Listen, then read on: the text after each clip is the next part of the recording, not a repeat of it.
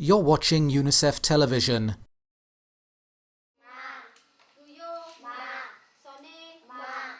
It's the way the school day starts just about anywhere. But at this primary school in the far north of Laos, taking the register is a routine with extra significance. Most of the pupils are Akha, from an ethnic group with its own distinct language and culture, and for whom classes in Lao language can have limited appeal. Indeed, you don't have to look far in the village to find children who, instead of sitting in a classroom, are hard at work helping bring in the family income. I have one boy and one girl. The girl goes to school, but this boy helps me in the fields and with the household chores. Devising lessons that are both relevant and fun is one way of enticing Akha children into the classroom.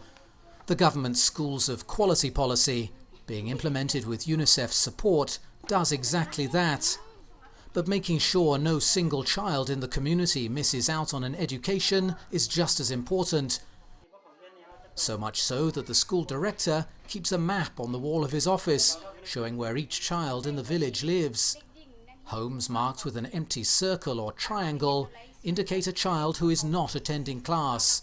For the director, each one represents a challenge.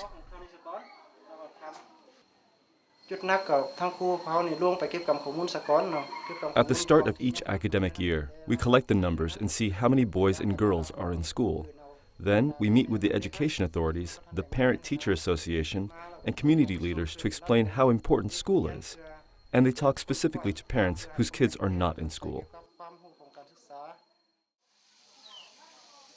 Chasing up individual families is the responsibility of teachers like Miss Sano. Today she's going to talk to a man whose two daughters haven't been turning up for class.